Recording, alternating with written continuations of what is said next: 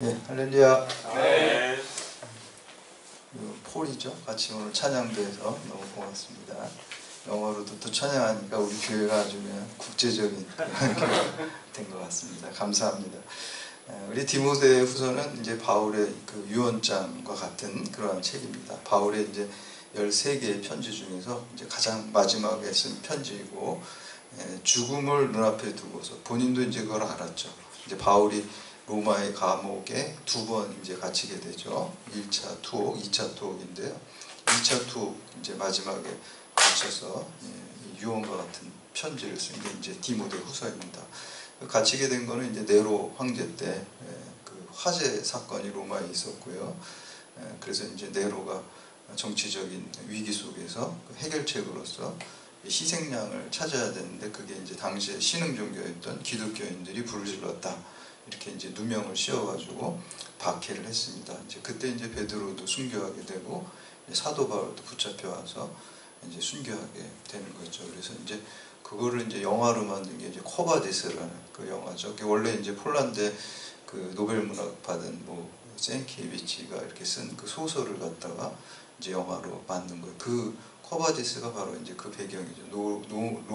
네로 황제의 그 기독교인 박해를 배경으로 이렇게 한 것이죠. 그래서 이제 바울의 유언장과 같은 이 그 편지를 보면서 우리가 유언이라는 건 어떻게 보면 굉장히 무게가 있잖아요. 그리고 본인이 이제 인생을 살면서 가장 중요한 거 고심해서 그거를 이제 후손들에게, 또 이제 특별히 이제 오늘 본문에서는 디모데 영적인 아들에게 잘 전달해 주려는 아주 절절함이 여기에 묻어 있습니다. 그래서 이제 지난 시간에 우리가 첫 시간에 본 거는 자수성가의 사람이 아니라 신수성가의 사람이 되어야 한다. 사도 바울의 고백이 뭡니까? 나의 나 된 것은 하나님의 은혜로 된 것이다. 그거잖아요. 이제 그게 신수성가죠. 하나님의 손으로 내가 된 거라는 거죠. 그걸 이제 고백하고, 이제 이어지는 오늘 본문 말씀 우리가 함께 읽었는데요. 예수 그리스도의 복음을 위해서 일하다가 겪는 그 고난을 부끄러워하지 말고, 또 그러한 고난 가운데 있는 사람들을 부끄러워하지 말고 또 끝까지 복음을 따르는 삶을 살으라 라고 이렇게 이제 당부하고 권면하는 것을 볼 수가 있습니다. 그래서 오늘 이 말씀을 통해서 우리 또한 이 바울의 주님과 동행하면서 체험했던 그 복음의 진리들을 같이 우리도 깨닫고, 또 바울의 그 당부와 같이 우리도 믿음의 사람으로 새롭게 결단하는 시간 되시기를 주님의 이름으로 축원합니다. 아멘. 첫 번째는 복음의 본질은 인간의 행위가 아니라 예수 그리스도를 통한 하나님의 은혜로 구원받는다라는 것입니다. 이게 우리 이신칭의라고 그러잖아요. 믿음으로 구원받는다. 이신득의, 믿음으로 우리가 의롭게 된다라는 것입니다. 우리 9절에서 10절 말씀 함께 봉독합니다. 시작. 하나님이 우리를 구원하사 거룩하신 소명으로 부르심은 우리의 행위대로 하심이 아니요 오직 자기의 뜻과 영원 전부터 그리스도 예수 안에서 우리에게 주신 은혜대로 하심이라. 이제는 우리 구주 예수의 나타나심으로 말미암아 나타났으니 그는 사망을 패하시고 복음으로써 생명과 썩지 아니할 것을 드러내시니라. 아멘.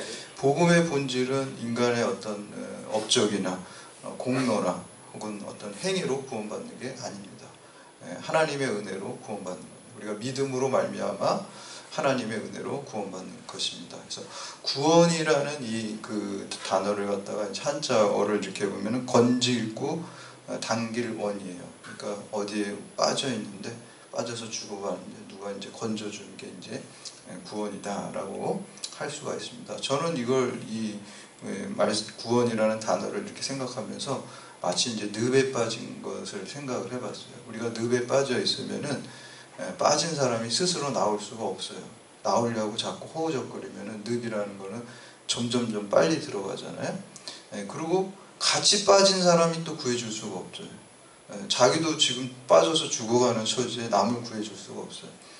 반드시 늪에 빠진 사람을 구해주려면은 늪에 빠지지 않은 사람이, 늪에 밖에 있는 사람이 손을 잡아서 잡아 당겨주든지 줄을 던져서 뭐 꺼내주든지 이렇게 해야 돼요. 우리는, 모든 인간은 다 죄라는 늪에, 죽음과 사망의 늪에 빠져가지고 죄로 인해 점점 죽어가는 거예요. 그래서 죄가 없으신 분이 밖에서 우리를 탁 잡아서 구해 주셔야 되는데 그분이 예수님입니다. 예수님이 죄가 없으시고 십자가를 우리에게 탁 건네줘서 우리가 십자가를 꽉 붙들면 그 십자가를 따라서 우리가 거기서 나올 수가 있습니다. 그래서 이거를 이제 흔히 이제 그 종교학 같은 데서는 기독교는 이제 타력 구원이다 이렇게 얘기를 합니다. 그러니까 자기 힘으로 구원받는 게 아니잖아요. 예수 그리스도의 힘으로 능력으로 구원받는 것이죠. 반면에 이제 가장 반대적인 게 이제 불교거든요. 불교는 자력구원이라고 그래요. 이제 스스로 구원받는 겁니다. 우리가 부처님이 구원해 주는 게 아니에요. 우리가 뭐 우리 한국 불교에서는 이제 부처님께 뭐를 이렇게 하는데 사실 석가모니도 그랬어요. 내가 너희들 구원하는 게 아니라 각자 깨달아서 부처가 되라는 거예요. 부처가 깨달은 사람이라는 뜻이에요. 깨달음을 얻으면 그 윤회의 고리에서 이제 해탈, 뭐 니르바나 그런 용어로 거기서 벗어난다. 근데 이제 부처님이 해주는 게 아니라 본인이 깨달은 사람, 그게 부처 그런 뜻이죠. 깨달은 사람이 돼서 벗어난다라고 이렇게 얘기를 하는 것입니다. 근데 유한한 인간이 죽음의 문제를 해결할 수 있다는 게 사실 상식과도 맞지가 않습니다. 우리가 어떻게 죽음의 문제를 해결할 수 있는 인간이 어디에 있겠습니까? 뭐 부처님 훌륭하신 분이고 뭐 공자님도 훌륭하신 분이죠. 굉장히. 그렇지만 그분들이 죽음의 문제를 해결해 줄 수 없습니다. 본인의 죽음의 문제도 해결해 줄 수 없을 뿐만 아니라 우리의 죽음의 문제도 당연히 해결해 줄 수가 없습니다.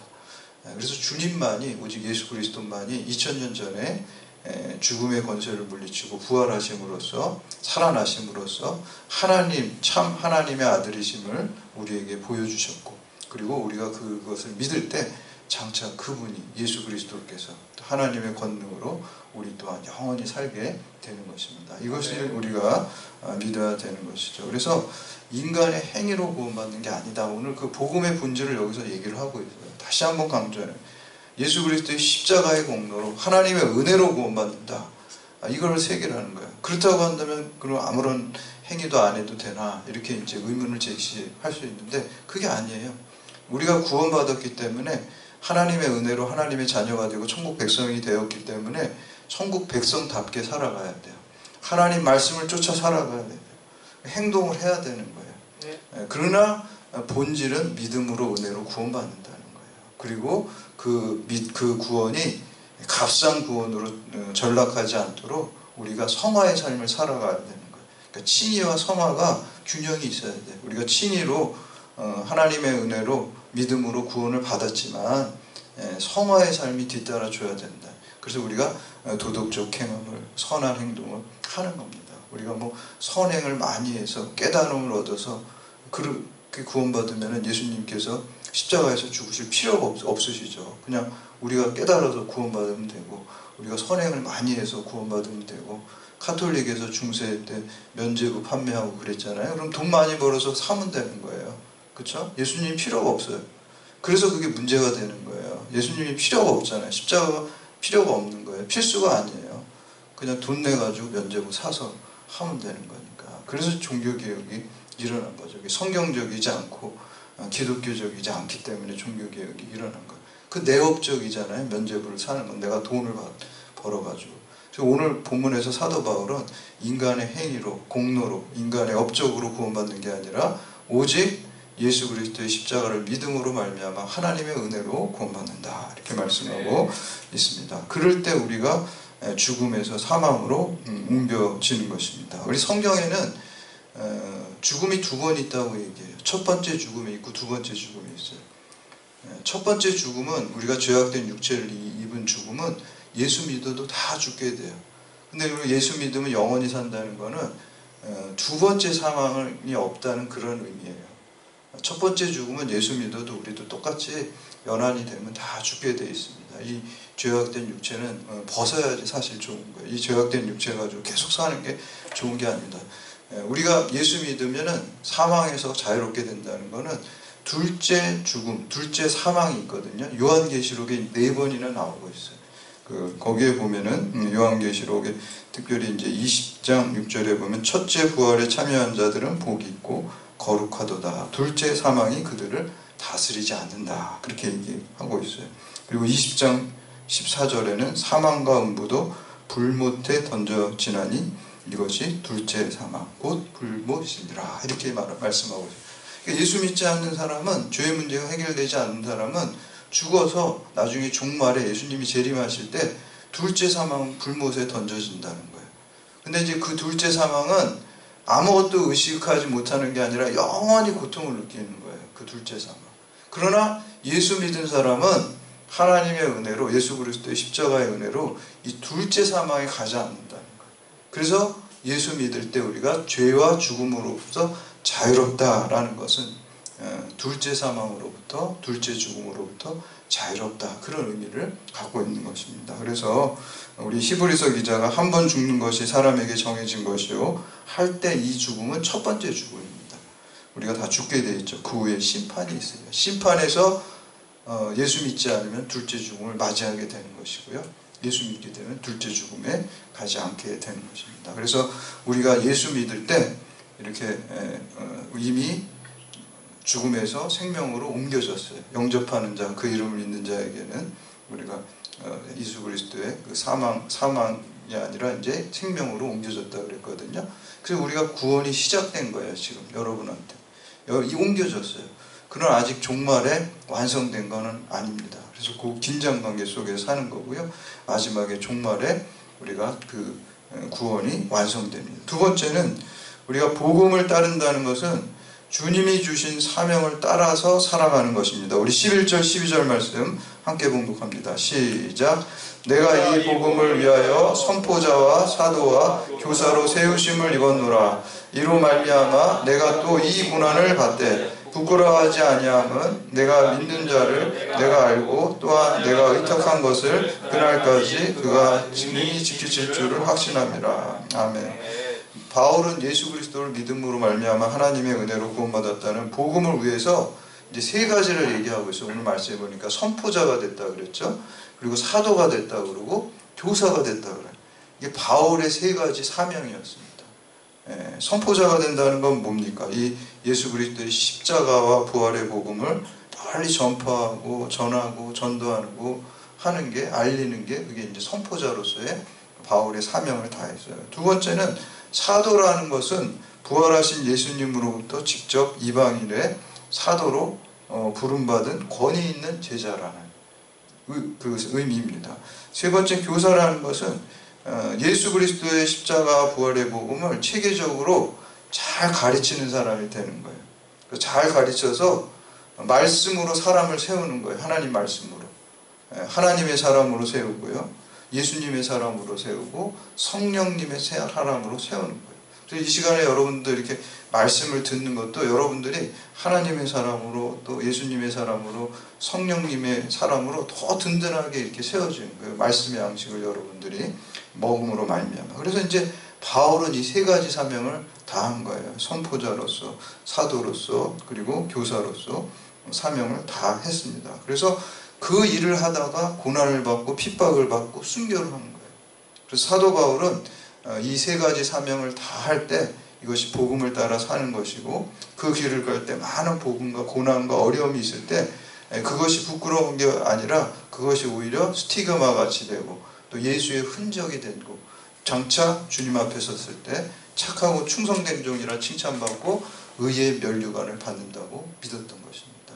그래서 바울은 복음을 위해서 고난받고 핍박받고, 그럼에도 불구하고 복음을 선포하고 사도로서의 사명과 또 말씀을 가르쳐서 사람을 하나님의 사람으로 세우는 그 사명, 목숨 바쳐서 다 했던 것입니다. 그래서 복음을 따라 산다는 것은 주님께서 주신 그 사명, 선포자가 되고 복음을 여러분이 열심히 전도하시고 또 사도로서 예수님의 제자로서, 그렇죠?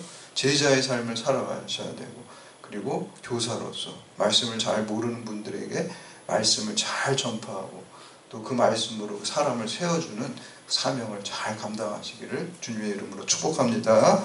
마지막으로 세 번째, 복음을 따르는 것은 죽는 날까지 주님과 의리, 동역자들과의 또 모든 사람들과의 의리를 지키는 것입니다.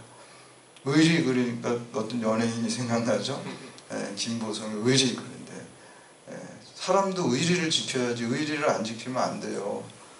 하나님 모르는 사람도 의리 지켜야 돼요. 의리. 근데 우리는 더군다나 누가 의리를 지켜야 돼? 주님과 의리를 지켜야 돼. 주님이 우리를 위해서, 우리를 살리시기 위해서 십자가에서 우리의 죄를 지시고 대신 고난받으시고 죽으셨는데 그 은혜를 잊어버리면 안 되겠죠.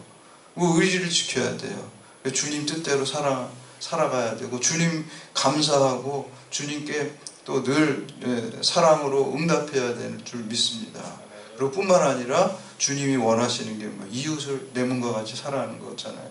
원수도 사랑하는 거잖아요. 그러니까 그 말씀대로 우리가 실천하는 게 의리를 지키는 거예요. 육아에서는 사람을 두 가지로 분류해요. 군자와 의인으로 이렇게, 소인으로 이렇게 분류를 합니다. 그래서 군자형 인간이 되는 게 올바른 삶을 사는 것이다 이렇게 가르치고 있어요. 공자님 말씀에 논어에 보면은 이런 말이, 군자는 의리에 밝고 소인은 이익에 밝다 이렇게 해서 의리를 지키는 사람이 군자고, 그리고 자기 이익을 따라가는 사람 있잖아요. 그런 사람들이 소인이라는. 또 논어에 보면 견리사이라는 게 있잖아요. 우리가 이익을 보면 먼저 이것이 의로운 건지 올바른 건지 그거를 먼저 생각하라는 거예요. 우리가 살다 보면 이익이 될 만한 게 있으면은 그걸 뭐 덥석 잡으면 안 된다는 거예요. 이게 바른 건지. 근데 그런 거 요즘 사람 따지지 않아요. 나한테 이익만 되면은 그냥 수단과 방법을 가리지 않고 올바르고 뭐 아니면 그런 거 생각도 안 해. 그냥 무조건 불의해도 그냥 그 이익을 취하려고 그래요. 그러면 안 된다는 거예요. 그렇죠? 그래서 오늘 말씀도 보니까 바울도 하나님과 주님과 의리를 지키는 사람이에요. 그렇죠? 의리를 지켜서 하나님 말씀대로 쫓아가 살아가는 게, 복음을 따라 살아가는 게 주님과 의리를 지키는 거예요. 아멘. 오늘 이 말씀대로 하나님의 말씀을 잘 준행하면서 믿고 이 말씀을 실천하는 게 주님과 의리를 지키는 거예요. 그리고 여러분들 이렇게 예배 시간에 나오는 것도 주님과 의리를 지키는 거예요. 주님께 매 쉬지 않고 기도하고 범사에 감사하고 여러분이 항상 기뻐하는 게 주님과 의리 지키는 겁니다. 그래서 여러분들이 이렇게 이 자리에 나와서 뿐만 아니라 사람과도 의리를 지켜야 돼요. 오늘 본문 말씀해 보니까 의리를 지킨 사람과 의리를 안 지킨 사람이 있어요. 의리를 지킨 사람이 오네시보로라는 사람입니다. 그리고 의리를 저버린 사람이 부겔로와 허모게네라고 이렇게 실명을 거론하고 있어요. 이 사람들이 누군지 자세하게 성경에는 사실 나와 있지는 않습니다. 오늘 본문을 통해서 이렇게 우리가 알 수 있는 거지만, 우리 15절에서 18절까지 말씀 함께 봉독합니다. 시작. 아시아에 있는 모든 사람이 나를 버린 이 일을 내가 아느니 그 중에 부겔로와 허모게네도 있느니라. 원하건대 주께서 오네시보로의 집에 긍휼을 베푸시옵소서. 그가 나를 자주 격려해 주고 내가 사슬에 매인 것을 부끄러워하지 아니하고 로마에 있을 때 나를 부지런히 찾아와 만났습니다. 원하건대 주께서 그로 하여금 그날로 주의 긍휼을 잊게 하여 주옵소서. 아멘. 네.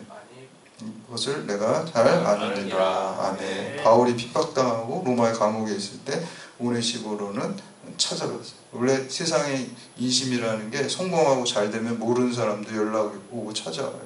힘든 일이 생기면 아주 친한 사람도 다 그냥 손절하고 도망가요. 그게 이제 세상의 인심인데, 오늘 보니까 바울이 감옥에 갇혔어요. 오네시보로는 사랑의 수고를 계속 찾아오고 격려해서 마음을 시원케 해줬어요.